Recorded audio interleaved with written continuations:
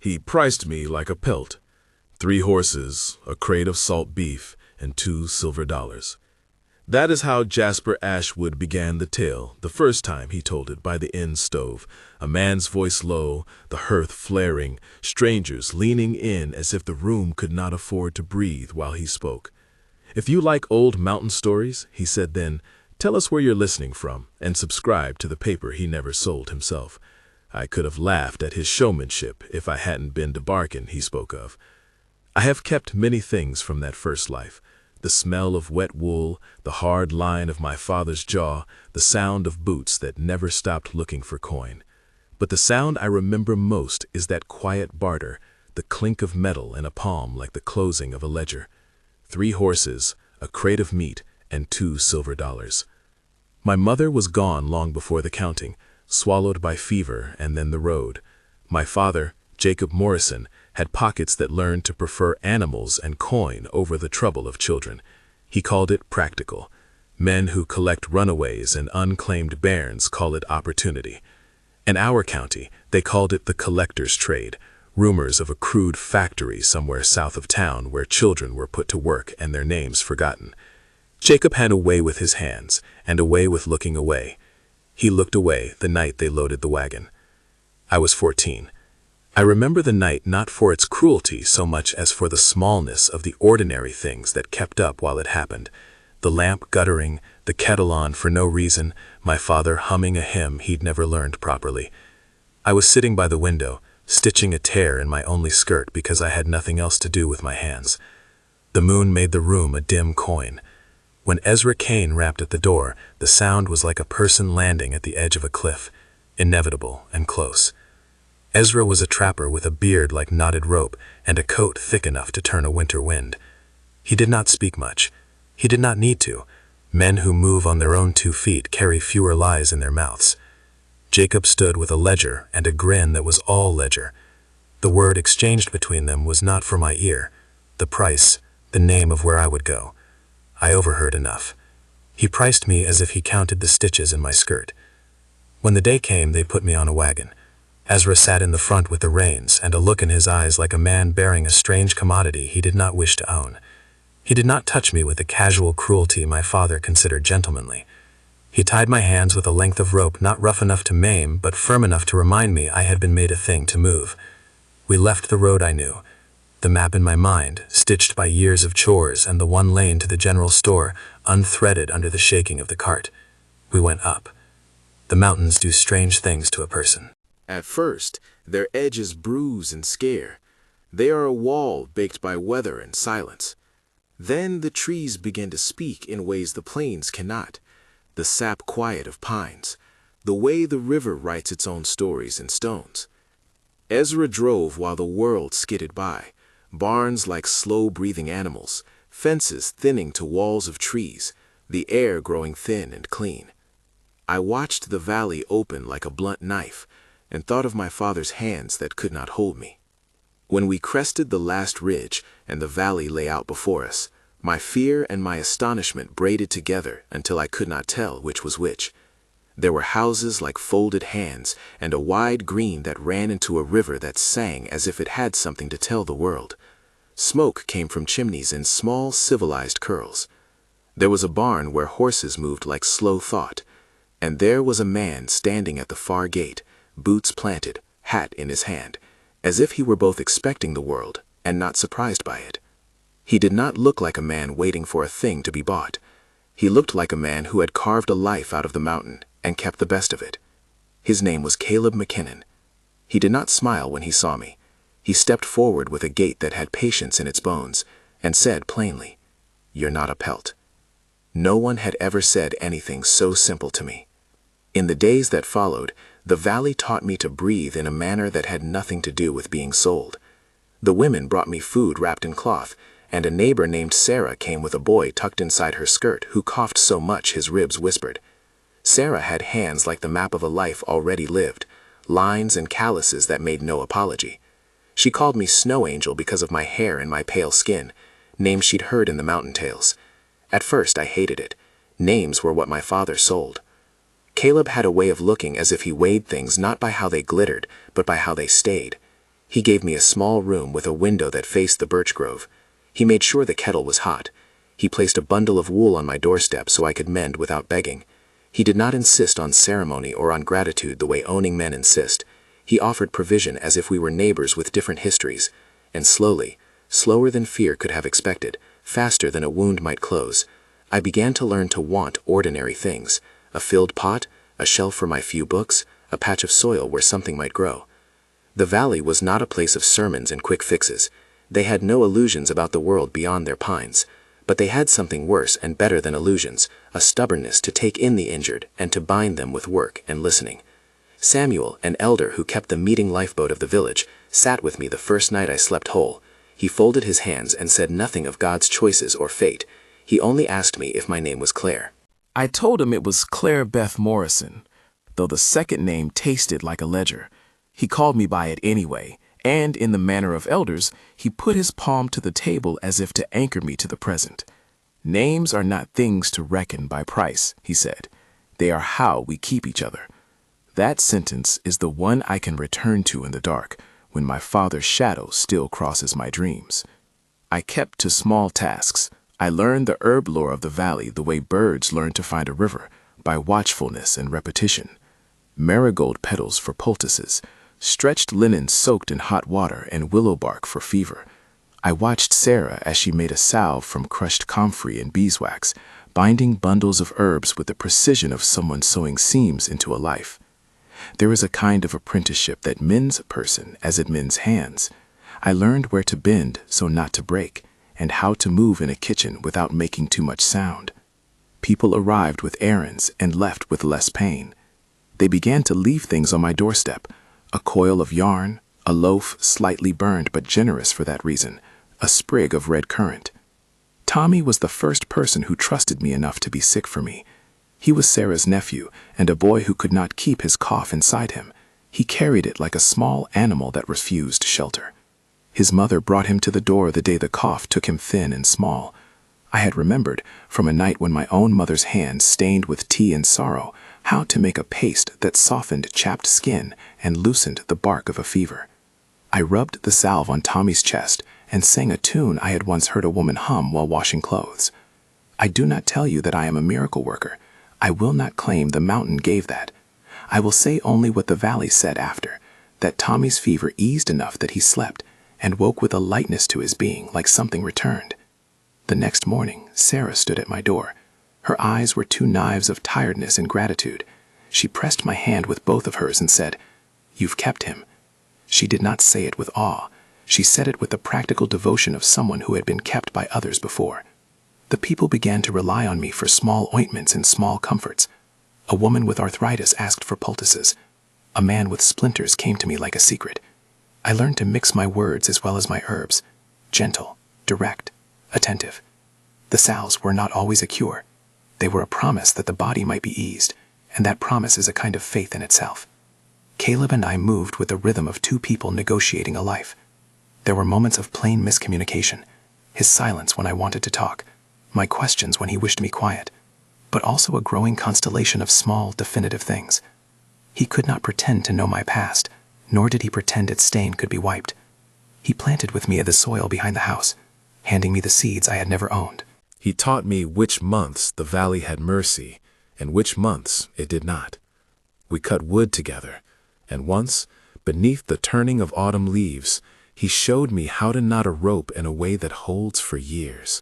When the first frost came, he left a sprig of bright moss on my windowsill with a note folded like a seed.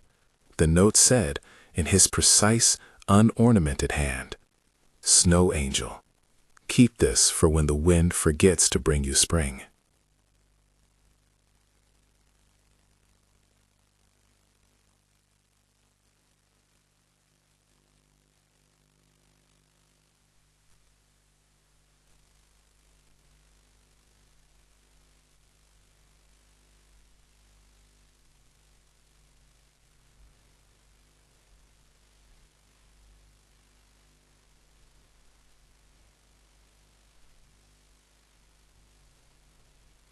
Jacob, the shape of him in my head, came forward as if he had been leaning in the grain of every sound. I slept badly for nights after that, thinking the collector's term held breath enough to pull my name back into the ledger. I thought of the wagon, of Ezra's patient eyes, and of the way men look when they mean to buy. But the valley did what valleys do. They gathered. Sarah's husband, a broad man who tended bees, offered to keep watch at dusk. Samuel organized a way of saying to any stranger in the lane that they had no business asking for what had already been claimed by human hands. Caleb simply stood at the edge of the river and watched, and his watching steadied me. There is a subtle change in a person when they have learned to receive care.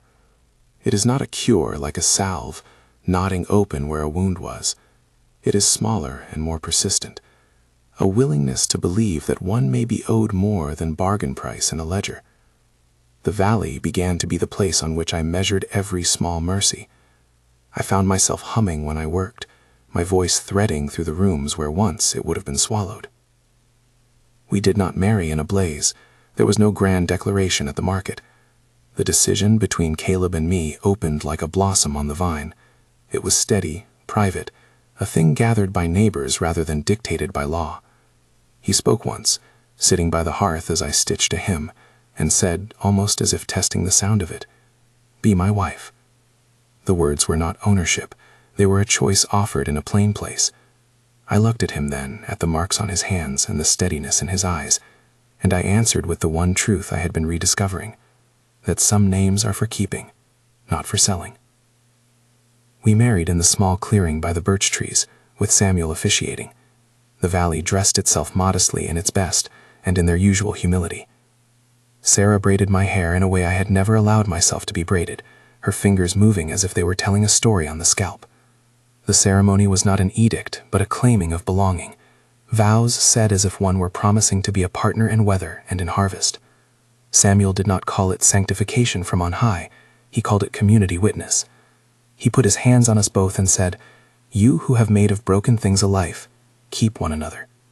I felt in that place the ledger of my past flutter like a torn page, trying to read itself as something else. After the wedding, there were small public proofs that I was no longer merely what had been sold. Neighbors brought jars of preserves and quilts.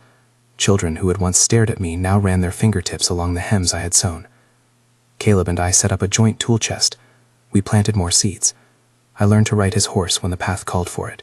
My legs hardened in the right places, and my hands found the rhythm of reins. On a silver morning, I sprinkled seed along the furrows we dug together, and thought with a strange awe of the idea that life could be placed into the future, that a seed was itself a sort of ledger of hope. And yet, the ledger of the past does not vanish because you staple new pages to it. Rumors crept in on wind and on the lips of travelers. Once, a man stopped at the inn and told of a man who collected children, an ugly business. He waved his hand as if the word itself could scrub him clean of responsibility. The valley listened with the weary patience of people who know the world is often an unjust place. But there are ways to answer unjustness that do not depend on blood and bone alone. I learned to call myself Snow Angel in public without the taste of being offered at a roadside. The name grew into me the way moss fills a stone's shadow, slow and stubborn. The children sang a nonsense rhyme that put my name in a line of Quay. Snow Angel stitched the hymn, make the river sing again. It was ridiculous and precious, and whenever I heard them, I would find myself laughing, and then, on some nights, crying. Perhaps that is what it was to be human, laughter and mourning braided together like the yarn Sarah taught me to knot. Late one summer, when the sun lay lazy and the river moved like a thought, Ezra came back into my life. Not as the man who had been the vessel of the bargain, but as a man who had come to see what he had helped set in motion. He appeared at the gate with a battered hat and an expression that had less of the trapper's unconcern and more of the look one gives to an odd small mercy. He did not apologize in the way the law or the churches would demand. He did not have coin heavy in his pockets. He placed his palm on my shoulder and said simply, "She's home." I understood then that men like Ezra do not often ask for forgiveness. They offer instead small truths and the admission that they too are parts of a wrong that cannot be righted by words. The valley began to sing the story I had been living, not as a pity but as proof. people brought me stories of children who had been kept and who now learned trades that allowed a life beyond being a nameless hand. They called the collector by terms that made his practice smaller and his culpability larger. They told of the wagon and the ledger as if to keep the memory sharp enough that it would not be repeated. I sat in the meeting house once when Samuel read out loud the names of those who had been taken and of those who had been found. Someone lit a candle for each name, and the light shivered in the low room like a league of small stars. And yet, the past sometimes has the stubbornness of roots. One autumn, as we were stacking wood and the air turned like an old page, a rider came up the lane in a hurry. He wore a coat that smelled of a town and a grayness in his face that meant news. He dismounted with the sort of politeness that carries the weight of business. He asked for the man they called McKinnon. The village watched his mouth move and the way he read his own unevenness into the air. My father's name, whispered like a thing that had been lying in a pocket too long, floated between the men. The rider did not say Jacob Morrison out loud, but the look in his eyes pulled the past toward me like a rope. It is an odd thing to stand at a threshold you have thought you had already crossed, and see in the face of someone who was once part of your life the ledger open again. I felt the valley's patience tighten. Caleb put his hand at the small of my back the way people do when they will not let the world take a step for you. He did not say, "This is yours." He said only, "We stand with you." There is a kind of justice in being supported by many smaller human wills. That night I could feel the valley arranging itself, not in armor or in shout, but in the patient, stubborn business of life, baking, mending, watching. There are things I have not told you, details a storyteller keeps for the rest of a tale. How my father's hands finally trembled, or of the way he looked when he thought I might forgive him. How the valley prepared to own its ground without needing to become a tribunal. How Samuel gathered the men and women and set them to witness rather than to rage. For now I will end with this image, which is less an ending than a hinge. The clear, cold night when I stood at the window facing the birches and heard far off the sound of a wagon that could be nothing but a man with old business to settle. The river rolled on without asking me to remember. Inside, the hearth kept its small, unsurprising flame. My hand found Caleb's. We looked at one another, like people who have learned to make houses from broken boards. The valley held its breath, as if listening for the click of the collector's ledger closing, or a hinge that would open into something new. I could feel the ledger's page lifting in the wind. If you have come this far with us, Jasper would say now, if you are sitting by your own fire, tell us where you've watched this tale unfold. And if you like mountain stories, subscribe. We have more to tell. But names and subscriptions are small ceremonies. The rest of it is for what comes when wagon wheels scratch at the road, and a man thinks he can buy back what he once sold. The wagon wheel scratched the lane again one cool morning, but this time the sound did not belong to some passing trader. They came with a hurry that did not fit the valley's rhythm. Hooves scabbed with city dust, a small company of men in faded blue coats, led by a sergeant who kept his face practiced and smooth as a coin. Behind him rode a man who wore the shape of my father as if it were a borrowed coat. The same blunt jaw, the same thinness at the mouth where laughter should have been. He had the ledger in his hand, folded like a map that pointed only to the place his coin had bought him. When the rider slowed at the turn by the birch trees, the valley gathered in the way it always gathered, not in fear, but in the careful commerce of looking one another over and letting habit place bodies where they were most useful. Caleb came out onto the porch as if to meet a routine call of business. Samuel stepped from the meeting house with his cane and the steady patience of an elder who has learned how to stand like a thing of wood and not snap. Sarah's hand still smelled of bread. She held Tommy by the shoulder, and the boy peeked at the riders with the dull curiosity of someone who had learned wonder without dread. My heart folded itself small inside my ribs, the way it had when Ezra first came to the door. The old knot tightened, not the rawest fear, but the memory of being accounted for in coin and weight. Jacob's eyes scanned the faces in the clearing and landed on me with the bluntness of a man who thinks of things still belongs to his pocket. He called my name as if it were a thing he could claim back, "Claire Beth, step forward." I walked. The path under my boots felt particular, the way a seam holds the two halves of a wound together. The riders watched. Their coats caught the sun and dull moons. Jacob unfolded the ledger on a crate and slapped a stub of writing like an offering. "Receipt," he said. "Proof." He tapped a line where an inked name sat like a tally. 3 horses, a crate of salt beef, $2 silver. It is recorded. His voice was made for arguing terms. When he lifted his head and saw my face, paler under the sun than any face he had ever kept, his mouth made the narrow shape of a man who had all his life preferred the certainty of accounts to the discomfort of people. "You see," he told the sergeant, "property must be returned when the contract allows. I signed for her. I am here to take her back." The sergeant watched the ledger with a soldier's economy. He flipped the paper as if it were the sort of item he had to account for, the way he might inventory rations. He was younger than I expected, his jaw not yet furrowed into a man who had learned to wear cruelty as a uniform. He looked over at Samuel and then at Caleb. "Orders is orders," he said, with a mind already parsing whether an order had the shape of a law or the tilt of a man's whim. It is hard to describe the feeling of standing as an instrument that someone else believes they still own. The valley inhaled like one mouth. I felt every eye as a hand. For an instant I thought to do what my father had always expected, to bow low, to move like a thing belonging to the ledger. The old habits live in the joints, they teach themselves. But when Jacob's fingers tightened on the pages of his proof, something in me moved as if it had been wound and then finally let loose. I had been rehearsing that release in small truth for years, in stitches and salves, in the way I had come to place a kettle without apology. The ledger could not name me unless I allowed it. "Father," I said. My voice did not leave me like a child's. It came steady, calloused from neglect, into something that could hold weight. "You sold me for horses and meat and 2 silver coins. You did not ask if I wanted to be bought. You did not ask me what my name should be." The paper quivered in Jacob's hands. Around us the valley stirred. Women shifted their weight. The beehive man scratched his cheek where an old bite had left a scar. I saw Tommy watch my mouth as if learning a new language.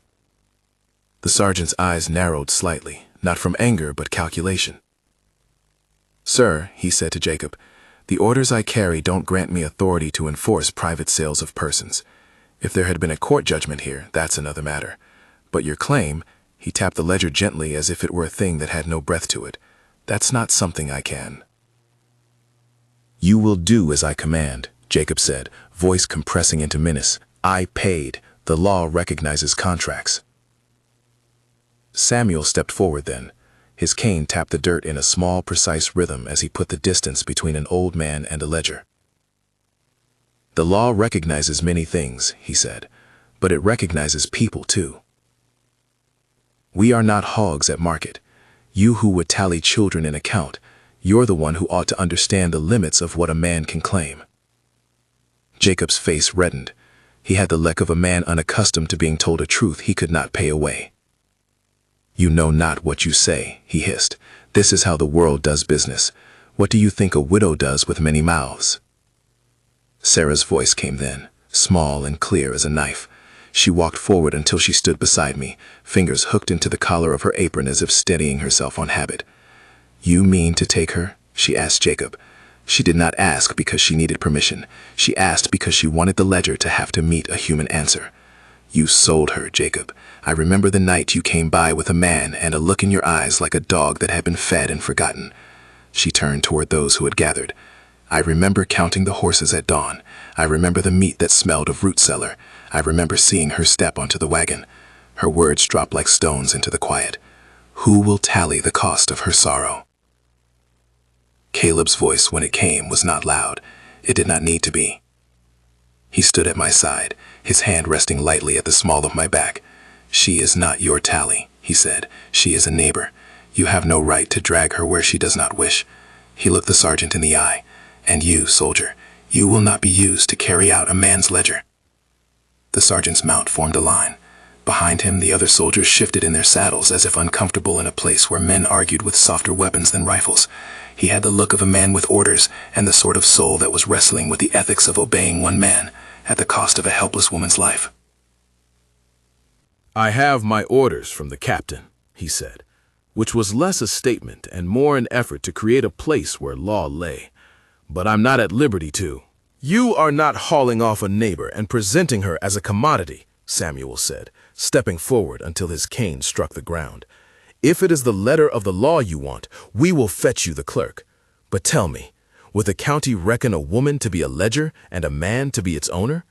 We will not let a soldier be the instrument of a man's shame." Jacob barked a laugh, a sound without mirth. "You protect your own," he said. "You make law for yourselves in the wood. But I have coin and evidence. I demand my property." "You demand a piece of a life," I said. I stepped closer. The ledger had become a mockery in my mind, black ink attempting to weigh flesh. "You could not look me in the eye when you signed. You wrapped me like cloth and turned me over. You called it practical. You called it business. I have a name you will not understand in your counting. Claire Beth Morrison. I was not made to be a thing. There were 100 small things that happened then, none of them grand." Sarah placed her hand over her chest as if feeling for a heartbeat. Ezra, who had come up the lane in the way old men come back to watch the ripples of a thing they set in motion, took off his hat and stood with it to his side. He did not speak at first. Then he said, simply, "He sold her." His voice was clipped with the memory of the road. "He handed her to a man who traded in such things. I drove the wagon that day. I brought her through the passes. I did not know then who would take her in, but I reckon that when a man sells a child, he takes a portion of his own soul with him. I have seen worse deals, but none of them sit easy." The sergeant looked from face to face. The ledger trembled in Jacob's hands like a bird in a cage. Under the trees, the valley became a chorus of small testimonies. The beehive man remembering Jacob's loud bargains, a woman who said she had washed for Jacob years ago and had heard him speak of coin. Tommy, who slipped forward and mumbled, "She saved me." It was simple, plain, human proof that outnumbered ink. The soldier stepped down from his horse and unbuckled something from his belt. Not a weapon, but the weight of his uniform's authority. He put his palm against the ledger, not roughly, but in the manner of a man who wishes to close a ledger for the sake of peace. "I am ordered to enforce certain claims," he said, "but I am not ordered to break a family, nor to hand a person to another like a trunk. I cannot do it on the word of ink when there is a room full of witnesses that say otherwise. My captain will answer for the inconvenience." He looked at Jacob, and for the first time spoke without the obedience that men wear like armor. "You will find no help here." Jacob's face crumpled in a way that was almost tender in its exposure of shame. He had expected the military to be a thing that made right whatever he wanted. Instead, he found a body of men and women who would not be instruments for his account books. He closed the ledger slowly, as if the motion itself punished him. He turned to me, an action I had learned to expect in the theater of his cruelty. And for a moment, his eyes were those of a man who had miscalculated the cheapness of human lives. "You will regret this," he spit. "You will be shamed for turning your back." "Not everything that looks like shame is the thing you think," Sarah answered. "There's a kind of shame that just shows what a man has been willing to do when he thought no one watched." She lifted her chin. "We watch." Jacob licked his lips as if rehearsing a lie, and then, like a man who had emptied his purse, turned and went. He mounted a horse with hands that had once counted and now trembled with the cost. The soldiers fell back into a line like men who had been given an instruction but not a prayer. The sergeant exchanged a look with his second in command and then with Samuel, and then he nodded once, stiffly. He had not been the hero of a story. He had been a soldier who found the limit of his duty and stepped back from what would make his name a weapon in a man's small tyranny. When the dust settled and Jacob's coat was a speck on the road, the valley exhaled like a thing that had been holding a storm. No trumpet sounded, no law had been pronounced. The victory was quiet and made of presence. Caleb's hand closed around mine as if to say, "We are still here," that the ledger finally failed, where people's witness began. I did not feel triumphant in the way legends often describe. It was not the kind of ending that writes itself into a single triumphant line. Instead, it felt like a slow softening, the way frost thaws and lets a river run again. I remember standing at the edge of the clearing and watching Ezra walk away with the look of a man who had at last turned his burden into an admission. The valley began to laugh and to weep at once, the jagged, human mixture of joy and relief. Samuel blessed us with words that were less of church and more of neighbor. May you keep warm each other's winters. Afterward, there were practical things to do, because human communities are made of small mercies that require hands. We mended the porch where a board had been split, and the beehive man lent us an extra barrel. Children wove garlands and put them in the small wooden cradle we had found at a market days before the confrontation. Someone had carved it with a hardy, dumb little hand. People came with food, a stew made with too much pepper, a loaf that had been burned as an apology for human oversight. The valley made itself into a house for us, not in the sense that it thought us fragile, but in the sense that it chose to be a witness and to hold us upright. The days that followed were quieter than the ones before the writers came. There were no less chores, but the rhythm had altered slightly. Not because the world had become sweeter, but because we had been given the right to choose how to live within it. I returned to the things that had taught me to keep myself, the herbs that blanched and bled into each other on my workbench, the seams of aprons, the ways of mending a neighbor's grief with a loaf warm from the oven. Tommy's cough never came back as harshly. Perhaps it was the winter passing, perhaps the salve, perhaps the sleeping child's relief.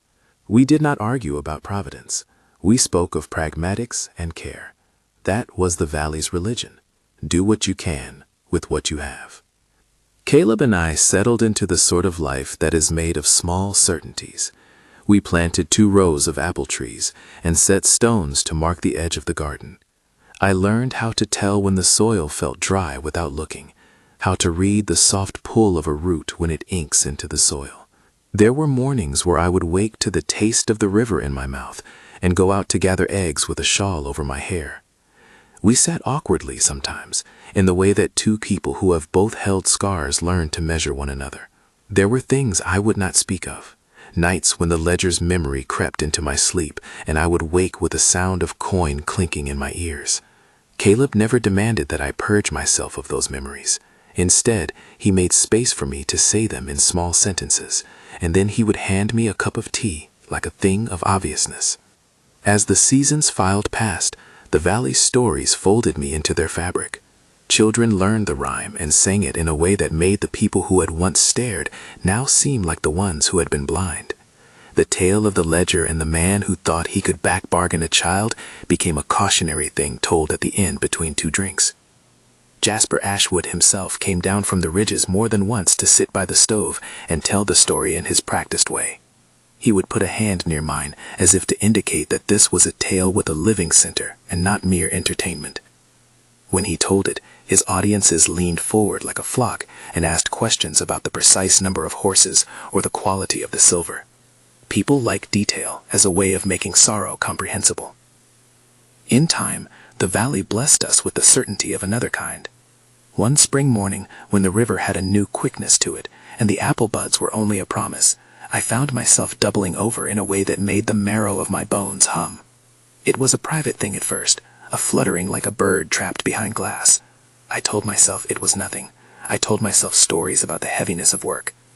But Caleb watched me with the way a man watches something break and chooses to hold it steady. He took my hand, and I felt the map of him in my palm. We went to Samuel together, and he smiled the sort of smile I had learned to trust. "It seems," he said, "that good things multiply." When I told Sarah, she folded me into her arms as if I were a loaf fresh from the oven. The news spread as good news does in a small place, slow, warm, and generous. People came with cloth and needles and ideas of names. The idea of a child belonging to both of us, no ledger, no sale, only the slow, small covenant of feeding and rocking and mending, was almost more than my chest could hold. For a long time, I had been certain that the future could be sold like fur and bone. Now I felt it compress into something I could touch, a small, quickening life. We prepared in practical ways. Caleb made a cradle with his hands, rough and beautiful like the things he did. Sarah and the women came one by one to stitch a quilt, and Samuel brought a Bible, not as a charm, but as a neighbor's book, to be read aloud on weary nights. I learned to make teas that were more than remedies. They were lullabies bottled into earthenware. The valley gave us a midwife with steady eyes who had helped no small number of mothers bend into the pain of birth and come out with arms full. There was a humility in it all, a refusal to pretend that anything had been divine except the simple miracle of tending. There were nights when fear still came, a small pulse of memory about wagons and ledgers, but Caleb would press his forehead to mine and say the one small thing I needed.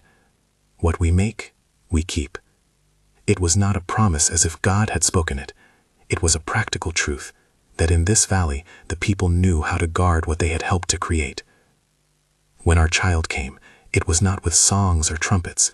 It was with the quiet steadiness of those who have held many small things through winter. The midwife's breath was a rhythm I could match. Sarah held my hand and hummed the tune I had once hummed for Tommy. The baby came with a small, hard cry, and then a softer, clearer note that sounded like belonging. We named her Ruth, which was the word Samuel liked for its plainness, an old name that spoke of staying and of ties chosen and kept. She had a small fist that found my finger and wrapped around it like a vow. Ruth did not change the world. She changed our house and our conversations. She laughed in a way that made Caleb break into a smile he reserved for things that mattered deeply. The valley came with casseroles and with hands to hold while Caleb and I learned the map of parenthood. I nursed and mended and learned how to braid hair that belonged to another person, to make a cradle sing a child to sleep. The ledger never again touched the quiet of our nights. When Jacob's name came up now, it came as if one were speaking of an illness cured by distance. Word of our child spread, as valley stories travel, slow and with the embellishments that come when neighbors want to feel themselves part of a tale. They called Ruth Snow Angel's child, as if that lineage were something to be proud of. Some people, in their simpler talk, found meaning in the pale hair and thought it remarkable. Others did not think about it at all. I found that my days were mostly small things, teaching Ruth to pick daisies without pulling their stems, showing her how to wash a bowl until it shone, letting her watch the bees as they went about their work. She learned the rhythm of the river and the stubborn thing that is hope. Years later, when I walk the lane and meet strangers at the inn, I sometimes hear the story told with a wink and a clack of the tongue, as if it were a moral.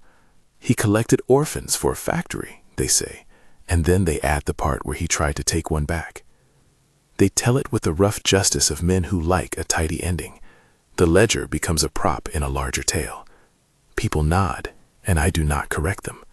Stories belong to those who hear them almost as much as to those who live them. But I will tell you what the ledger could never take. A life that was rebuilt, not simply by resisting a callous trade, but by the steady work of many hands. The valley did not make me angelic, it made me human, and allowed me to keep that humanness. There are nights I sit by the river with my child asleep and think of the small things that make a life. A quilt stitched with 2 large stitches, a bowl of soup shared on a stormy day, a sergeant who remembered that men's duty has limits. I think of Ezra, who came back with his hat in hand and said in his coarse way, "She's home." I think of the ledger lying somewhere like a scrap of paper that no longer binds. I think of Jacob, who learned the uncomfortable lesson that some trades cannot be made right by coin. I do not take pleasure in his ruin. Rather, I take comfort in the way the valley chose to answer injustice, not with spectacle, but with the plain dignity of witness. Sometimes people ask if the mountain cured me. They ask in a way that seeks a neat moral. The mountain did not cure me the way one might be made whole in a single instant. It gave me a place where being oneself was allowed and then defended. The valley taught me that beauty is less the color of one's skin and more the way people show up for each other when it matters. I learned that there is a light inside a person that cannot be priced, a resilience that does not owe its existence to charm or favor. My hair is still pale. My eyes still catch the sun differently than most. People have chosen to read different things into that: superstition, reverence, curiosity. I have seen old women make faces that speak of tales their mothers told, and men who grew softer when a child reached a little hand for me. There are no uniform meanings for what is visible on the outside. There are only the meanings we give one another, and those meanings can be cruel or generous. The valley chose generous. The years eased on. Ruth grew into an agile child with knobby knees and a laugh that could make the beehive man stop his work and grin. She learned to carry water and to tell the difference between willow and poplar by the whisper of leaves. When she was old enough, she would sit with me and watch me mix herbs, and her small thumb would learn to press down just so to draw out the scent. In the inn, where Jasper Ashwood liked to spin his tales for men who ate too quickly, strangers would ask to hear again the story of how a ledger had failed before a community. Jasper would widen his eyes and begin, and I would sit, not far, pretending not to listen, though I did. He liked to end his retellings with the same flourish, and so she became a mountain legend. Men would laugh into their mugs, and the children would clap. I do not think of myself as a legend. Legends are tidy. I think of myself as a woman who learned to keep what was made of her, a garden, a husband who knows how to knot a rope, a child who will know the taste of stew made with love. The ledger that once named me an exchange now sits in my mind like an old unread book. I can tell it and know that telling it matters because it reminds people that the distance between the price you place on a life and the life itself is an ugliness that can be answered by witness and kindness. Sometimes, on the edge of twilight, I walk to the gate and watch the road where wagons come and go. I remember the night Ezra came and the smell of wet wool, the lamp guttering, the kettle on the stove while men signed away the future. I remember the ledger clinking like coins in my father's pocket, and I remember how, with all that memory, a valley full of small acts stopped a man from buying a life. For all the world's loud cruelties, what saved me was the dull, persistent bravery of ordinary people. Sarah with her bread, Samuel with his steady cane, the beehive man with his awkward kindness, Ezra with the apology he did not know how to say. My daughter plays in the birch grove now, and sometimes looks up and calls me Snow Angel, as if the name itself were a thing of honest affection. It is no longer a sale. It is a song. People who come through the valley sometimes leave with new arguments for kindness because they saw it practiced here.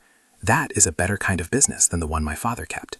If you find yourself by an inn stove and a storyteller leans in with a low voice and the exactness of his gospel, tell him where you are listening from and listen for the small truths. Someone will say that I was collected and then rescued, as if life were a neat plot. I will allow them the neatness for the sake of their comfort. But if you want the heart of it, know this: a person is not an item. The worth of a life is not reckoned by coin. The ledger that men hoard can be folded and pocketed, but it does not change the child who learns to love, the neighbor who brings bread, or the small life that blossoms under a roof where one is kept. Jasper would tell you that mountain tales have a way of finding the generous ear. If this story has reached you in a place where a hearth warms your cheek and a cup sits near your hand, tell us where you heard it. And if the tale of a woman who was once priced like a pelt and who later kept a child and a home moves you, share it. Let it be the sort of thing that travels on tongues kind enough to remind others that people should never be bargains. Subscribe if you like and come back to the stove. There are more mountain tales to tell, some that will make you laugh, some that will make you hold your hand to your chest and remember the small, plain bravery of simply standing with one another.